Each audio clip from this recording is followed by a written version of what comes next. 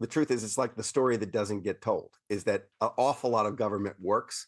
An awful lot of government's really important. And the people there can be really impressive. It's just true. No one says it. It's so easy to say it's all screwed up and waste and fraud and abuse.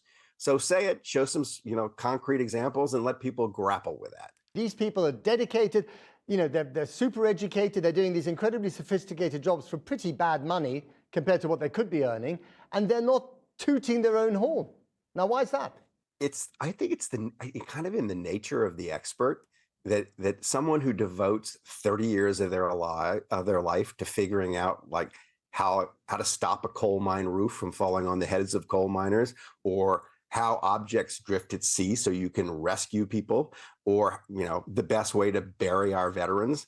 They're so in the weeds that they're not thinking about like what this looks like to other people. And look, government does not attract self-promotional types. Politics does, but government attracts people who sort of keep their heads down. And why is that? In part, it's because for the last 50 years, we've not celebrated any of them. Like if anybody's paying attention to you in government, it's bad. You feature in one of your chapters a guy called Christopher Mark, who's an interesting fellow because he's a structural engineer, and he works out that there's a particular reason why the ceilings in mines keep collapsing, causing lots of death and destruction, and he comes up with a method of reversing that.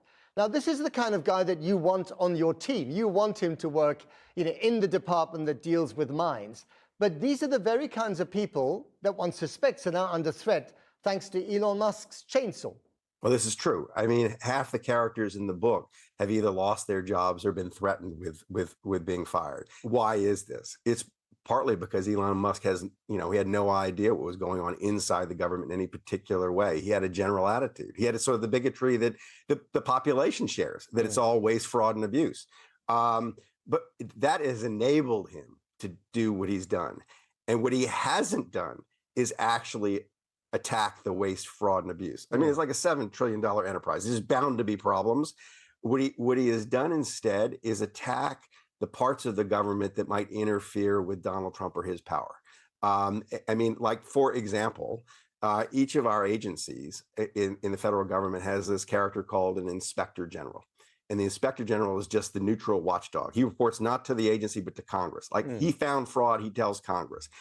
One of the first things they did is fire all those watchdogs. So there was no one. I mean, it's not what you do if you're worried about waste, fraud, and abuse. What do you think motivates Mr. Musk in his mission to rip things down? I think it's some combination of ideologically wed to the idea that it's all the private sector and the public sector is a waste, which is a weird thing for him to be wed to because Tesla doesn't exist without government loans. So, I mean, the government is all over his businesses and responsible in part for their success. But I think it's partly that he just likes the attention. I mean, I think it's like he likes being in the center of things. He likes having hold of instruments of power. That feels more that he's enjoying. It's the thrill of, when you tweet, everybody cares what you tweet. Sure. The attentional economy. And I just wonder, when you remember the Donald Trump that kept maintaining that his inauguration crowd was bigger than Obama's, when it blatantly, obviously, visibly wasn't. You get to a place where America, increasingly believes in alternative facts. And that is really dangerous, is it not, for your country? The United States government counts more things than any government on earth. And in fact, we don't have the government without counting. We need the census to distribute power.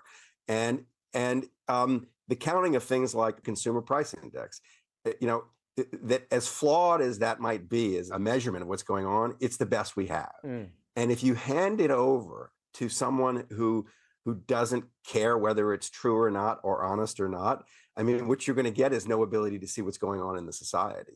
You can't do the science without the measurement, right? And if you eliminate the measurement or you queer the quality of the measurement, the science is going to be impossible. When you disagree about the numbers in an election, as Donald Trump famously did in 2020, then that's kind of the end of democracy, isn't it?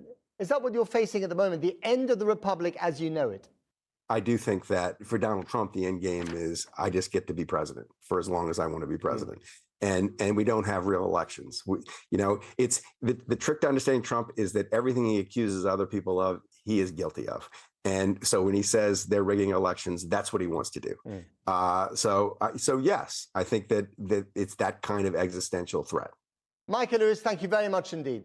Total pleasure.